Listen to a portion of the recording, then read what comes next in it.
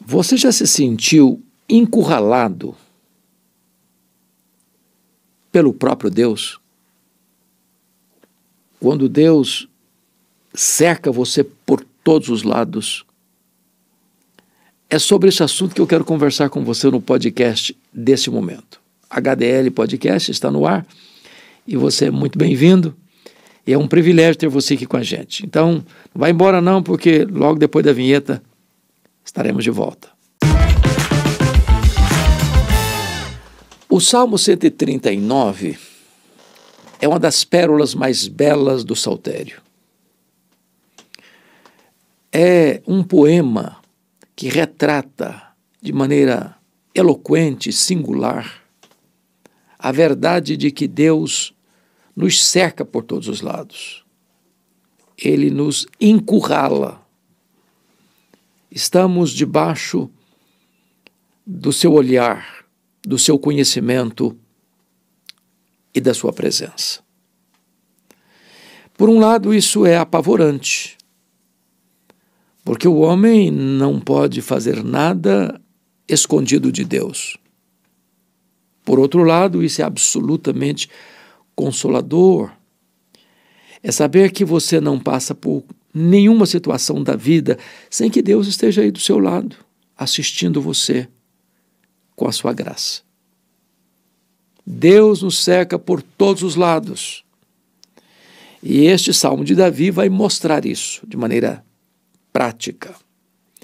Então eu vou ler para esclarecer isso. Dos versos de 1 a 6, Davi descreve a onisciência de Deus.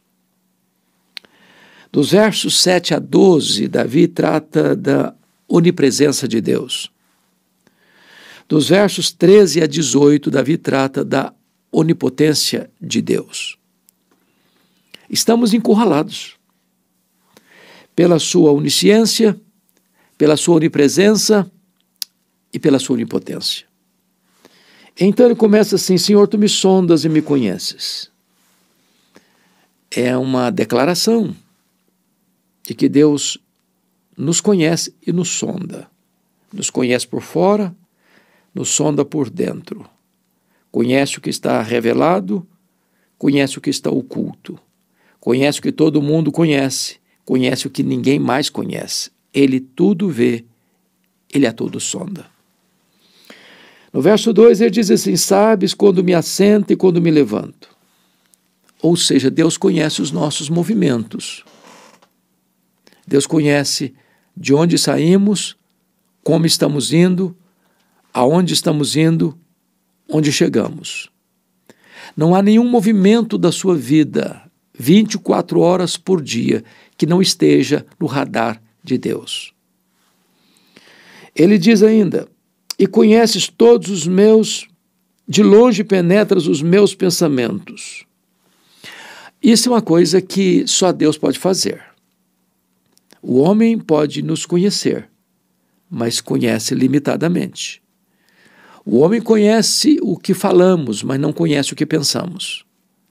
Deus não só conhece palavras, não apenas vê gestos, Deus conhece, penetra de longe os nossos pensamentos. É por isso que o seu tribunal tem competência para julgar foro íntimo, porque Deus lê pensamento. Versículo 3: esquadrinhas o meu andar e o meu deitar, e conheces todos os meus caminhos. O levantar e o deitar são a síntese das pontas da jornada da vida. Você levanta e você deita. Você deita, você levanta. Tanto no período de trabalho quanto no período de descanso, Deus conhece tudo. Não há nada oculto ao olhar de Deus. Aliás, Ele conhece todos os nossos caminhos. Não só caminhos por onde caminhamos, caminhos de ideais, caminhos de pensamentos, caminhos de ideologias, caminhos de cosmovisão. Ele sabe tudo a nosso respeito. Diz ele: ainda a palavra me não chegou à língua e tu, Senhor, já a conheces toda. Em outras palavras, você, ao proferir uma palavra, você já a tem lá no seu gatilho do inconsciente. Os entendidos dizem que quando você faz um discurso, você precisa ter na fila engatilhada 8 palavras. Antes de você proferir esta palavra, já tem 8 lá na fila para serem proferidas. Deus conhece as palavras que você falou e as que você ainda não falou. Ele conhece o que já está saindo e o que está na fila para sair. E o texto diz assim: Tu me cercas por trás e por diante, e sobre mim pões a tua mão. Tal conhecimento é maravilhoso demais para mim, é sobremodo elevado, não o posso atingir. Então veja você que Deus nos cerca por trás e por diante. Ele nos cerca por cima e nos carrega por baixo. Não há nenhuma geografia no espaço onde Deus não esteja nos envolvendo, nos tragando com a sua presença, com o seu conhecimento.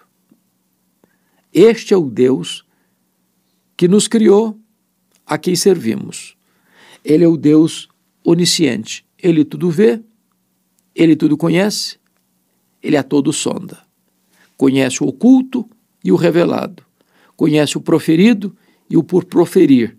Conhece onde você vai, que horas você chega, que horas você sai, conhece todos os seus caminhos. Então, não tente esconder nada daquele que é onisciente, cujos olhos são como chamas de fogo. Essa é a primeira verdade desse Deus que nos cerca por todos os lados. Mas agora, a partir do verso 7 ao verso 12, Davi vai fazer uma transição da onisciência divina para a onipresença divina. E ele começa assim no verso 7. Para onde me ausentarei do teu espírito? Para onde eu fugirei da tua face? Se esse Deus tudo vê, tudo sabe, tudo conhece, a todo sonda, será que tem como escapar dele? Tem como fugir da presença dele? Será que eu consigo algum lugar no universo onde eu esteja fora do alcance dos olhos dele? Será que tem uma caverna tão escura? Será que tem uma montanha tão gelada? Será que tem um deserto tão inóspito? Será que tem algum lugar onde eu possa me ausentar da presença dele? Essa é a grande pergunta. Para onde me ausentarei do teu espírito? Para onde fugirei da tua face? E ele cria aqui algumas possibilidades. Se subo aos céus, lá estás. Se faço a minha cama no mais profundo abismo, lá está também. Então ele pega o zênite e ele pega o abismo, o abissal. As camadas abissais lá embaixo. Ele pega a altura mais elevada, os céus, o abismo mais profundo. Deus está lá em cima, Deus está lá embaixo. Não tem como fugir de Deus, nem no céu, nem no abismo. Ele está em ambos ao mesmo tempo. Mas ele prossegue e diz assim: se faço a minha cama no mais profundo abismo, lá estás também. Então, ainda que você tente descansar nos lugares mais profundos da terra, Deus está lá. Versículo 9: se tomo as asas da alvorada e me detenho nos confins dos mares, ainda lá me haverá de guiar a tua mão e a tua destra me susterá. Ou seja, imagine você tomando as asas da alvorada, e fugindo, e voando, e voando, e voando, e voando, a ponto de você chegar lá, nos confins dos mares. Naquela época, ainda não tinha explorado tanto essa questão marítima, nas viagens intercontinentais. Hoje nós sabemos disso. O Pacífico, o Atlântico, o Índico, o Mediterrâneo, os mares. Não importa quão longe você tenha ido nas suas viagens marítimas, aos confins dos mares, ainda lá a mão de Deus vai estar do seu lado. Você está encurralado por todos os lados, cercado por todos os lados, pela presença de Deus e pelo conhecimento de Deus. No versículo 11 ele cria uma outra possibilidade. Se eu digo, as trevas com efeito me encobrirão, e a luz ao redor de mim se fará noite, até as próprias trevas não te serão escuras. As trevas e a luz são a mesma coisa. Então ele pensa o seguinte: olha, eu vou me enrolar na escuridão. Eu vou apagar a luz. Vou ficar num quarto escuro. Vou fechar a porta, vou fechar a janela. Eu vou tornar um ambiente tão escuro que ninguém pode ver nada, enxergar nada. E ele vai dizer o seguinte, que para Deus luz e trevas é a mesma coisa. Ele enxerga no escuro, ele enxerga na curva. Não há nada que você possa fazer que esteja fora da presença e do conhecimento de Deus. Na verdade, você e eu estamos encurralados por Deus por todos os lados. Mas agora, ele vai fazer uma outra transição. Já fez a primeira, agora vai fazer a segunda. Ele transicionou da onisciência para onipresença e agora ele vai transicionar da onipresença para onipotência de Deus. No versículo de número 13, ele diz assim: pois tu formaste o meu interior, tu me teceste no seio da minha mãe. E essa ideia aqui de formação e de um tecelão que está lá tecendo é algo tão sublime. Porque na época de Davi não se tinha todo o avanço da ciência, da biologia, como se tem hoje. Hoje você e eu sabemos que o homem é um ser programado geneticamente. Dr. Marshall Nirenberg, foi prêmio Nobel de Biologia, e ele ganhou esse prêmio em virtude de ter descoberto esse fato de que o homem é um ser programado geneticamente. Que nós temos dentro do nosso corpo mais de 60 trilhões de células vivas, cada uma delas contendo 1,70 m de fita DNA, onde estão gravados e computadorizados todos os nossos dados genéticos. Quando você espicha a ficha DNA, a fita DNA do seu corpo, você tem cerca de 102 trilhões de metros de fita DNA, 102 bilhões de quilômetros de fita DNA, dá para dar diversas voltas no sistema planetário. Isso não é obra do acaso, isso não é produto de evolução. Isso é a mão de Deus, conforme Davi, tu formaste o meu interior e me teceste no seio da minha mãe.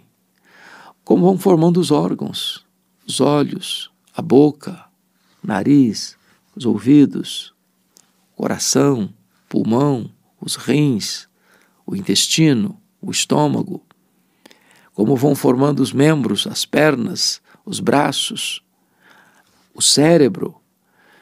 É uma coisa fascinante. O corpo humano é uma máquina extraordinária. Os nossos olhos, segundo o Dr. John Wilson, é um dos catedráticos de Harvard, diz que nós temos mais de 10 milhões de fios encapados em cada um dos nossos olhos. Você olha, por exemplo, os seus rins, como eles filtram as impurezas do seu corpo. Você olha os seus pulmões que jogam ar para dentro de você. Você vê o seu coração batendo e bombeando sangue sem parar, sem parar, sem parar, dando vida ao seu corpo. Seu cérebro comanda todo o seu corpo. Isso é uma máquina fascinante, fantástica, fantástica. Tudo isso foi feito, tecido e entretecido por Deus no ventre da nossa mãe. E ele então, ao dizer isso, ele tem que exclamar: graças te dou, visto que, por modo assombrosamente maravilhoso, me formaste. As tuas obras são admiráveis, e a minha alma o sabe muito bem. Ou seja, Davi compreende que a vida começa lá na concepção.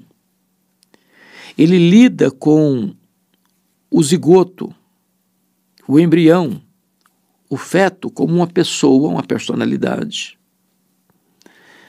Ele se vê retrocedendo lá no ventre da sua mãe e vê como Deus o tratou como uma pessoa. E é assim que ele se sente. É por isso que nós repudiamos a prática indiscriminada do aborto, por motivos fúteis. É por isso que o aborto é um é um atentado contra a vida, porque a vida começa na concepção. Deus valoriza a vida. Nós não podemos desprezar a vida. E então ele está admirando esse ser que é um ser real, não é uma verruga pestilenta. É um ser que passa a ter sentimentos, autodefesa, dor, no ventre materno. E ele então prossegue no verso 15, diz: os meus ossos não te foram encobertos, quando no oculto fui formado e entretecido como nas profundezas da terra. Ele está mostrando como Deus trabalhou esses detalhes de cada membro do nosso corpo, de cada órgão do nosso corpo, cada um com a sua função, cada um com o seu papel, cada um com o seu desempenho, cada um com a sua mutualidade em relação a todos os outros membros, para que nós pudéssemos ter vida, saúde, prazer de viver. Ele diz assim: os teus olhos me viram a substância ainda informe, e no teu livro foram escritos todos os meus dias, cada um deles escrito, determinado, quando nenhum deles ainda havia. Ou seja, Deus nos viu quando nós éramos ainda uma substância informe. Estava lá começando o zigoto, às vezes uma pintinha assim, como se você pudesse encostar um grafite de um lápis no papel branco, só vem uma pintinha. Ali naquela pintinha está toda a potencialidade da vida. É como você pegar uma semente de mostarda, menor das sementes das hortaliças, muito pequenininha, mas ali tem dentro daquela semente pequenininha o potencial de uma planta que cresce, resplandece. É como se você pudesse pegar a semente de um carvalho, é tão pequenininho, mas vai dar uma árvore frondosa. Ali está a vida. A vida é um milagre. É como você pega um ovo. O homem pode fazer um ovo com casca de ovo, com gema de ovo, com clara de ovo, com gosto de ovo, com tonalidade de ovo, mas o homem não pode botar a vida lá dentro. Vida é uma prerrogativa de Deus. Que extraordinário. Assim é o nosso corpo. Fascinante. Uma máquina extraordinária, feita por Deus. E então Davi se sente assim cercado por todos os lados por esta presença bendita, gloriosa de Deus. E então ele vai agora entrar para uma aplicação desse Salmo 139, no versículo de número 17, quando ele diz assim: que preciosos para mim, ó Deus, são os teus pensamentos, e como é grande a soma deles. Precioso. Quando Deus nos cerca por todos os lados, não é para termos fobia de Deus, não. É para termos temor, sim, mas deleite, sobretudo. Por exemplo, um filho não deve ter medo do pai no sentido de a presença do pai gerar pânico nele. Um filho tem sim respeito pelo seu pai, mas tem deleite e prazer em estar na presença dele. O filho corre para os braços do pai. O filho tem alegria em estar no colo do pai. E esse conhecimento de Deus não é para gerar em nós pânico, é para gerar em nós segurança. É por isso que ele nos cerca por todos os lados. E ele, falando dos pensamentos de Deus, tenta quantificar isso quando ele diz assim: se os contasse, excede os grãos de areia, contaria sem jamais chegar ao fim. Os grãos de areia da praia, do deserto, das terras, mundo afora, são incontáveis para o homem. Contaria, nunca vai chegar ao fim. Porém, para Deus, os grãos de areia são contáveis. As estrelas do firmamento são incontáveis para o homem, mas para Deus, elas são contáveis. o Senhor colocou o nome em cada uma delas, e quando as chama pelo nome, nem uma só delas vem a faltar. Então, ele agora vai tratar da aplicação mais abrangente, dizendo assim no verso 19: tomar, ó Deus, desses cabos do perverso, apartai-vos de mim, homens de sangue, eles se rebelam insidiosamente contra ti, e como teus inimigos falam malícia. Não aborreço eu, Senhor, os que te aborrecem, e não abomino eu os que contra ti se levantam, aborreço-os com ódio consumado. Para mim são inimigos de fato. O que é que Davi está dizendo? O que Davi está dizendo é que você e eu não podemos ser um ser sem consistência moral. Nós não podemos ter a mesma atitude e reação ao perverso e ao piedoso, ao errado e ao certo, às trevas e à luz, à corrupção e à integridade. Uma pessoa que não reage, não resiste, não combate, não enfrenta o mal, a perversidade, a malignidade, a injustiça, a violência, a roubalheira, a criminalidade, sem pulso. Ele é uma pessoa moralmente desqualificada. Precisamos ter dentro de nós esse senso de aprovar o que é certo e reprovar o que é errado, de amar o que é certo e de aborrecer o que é errado. Nós vivemos numa sociedade de inversão de valores, que aplaude o errado e critica o certo, que chama luz de trevas e trevas de luz. Não, Davi não é esse homem. Ele realmente abomina o que entristece o coração de Deus, o que afronta Deus. Não tem na pauta dele, na agenda dele, nenhuma acolhida, nenhuma aceitação. Mas notem como ele encerra esse salmo. Ele poderia olhar de tamanco alto as outras pessoas, o perverso, e condenar a prática delas. É preciso fazer isso, condenar a prática errada do outro, sim. Nós não podemos aceitar o mal, venha de onde vier. Mas ele termina esse salmo voltando para ele, examinando a ele mesmo. Olha como é que ele termina: sonda-me, ó Deus, e conhece o meu coração. Prova-me e conhece os meus pensamentos. Vê se há em mim algum caminho mau e guia-me pelo caminho eterno. A trombeta precisa embocar para dentro de nós mesmos. O juízo começa pela casa de Deus. E na casa de Deus o juízo começa por nós. Então esse homem não está aqui de tamanco alto, batendo nos outros apenas, vendo erro nos outros apenas. Este homem está agora encerrando este salmo, olhando para dentro do coração, para dentro da sua própria vida. Diz: meu Deus, sonda-me, conhece, Senhor, o meu coração. Sonda-me, prova-me, conhece os meus pensamentos. Ele está querendo que Deus faça uma investigação de peneira fina dentro dele, o coração e a mente, a cabeça e o coração, a razão e a emoção. E ele tem coragem de confessar: vê se há em mim algum caminho mau, que eu nem estou vendo, que eu nem estou percebendo, mas está aí. Então, Deus, vê se há em mim algum caminho mau.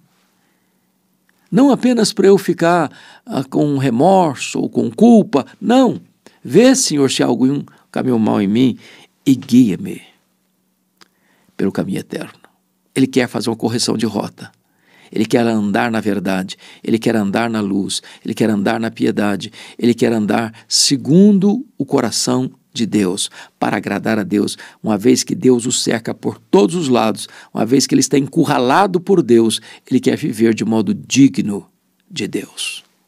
É assim que nós devemos andar. Se essa mensagem abençoou o seu coração, quem sabe você possa partilhá-la com outras pessoas. E se você não está inscrito ainda nesse canal, nos ajude, inscreva-se. recomende-o, nos ajude a levar a palavra de Deus para o Brasil e para as nações. Deus abençoe sua vida e até o nosso próximo podcast.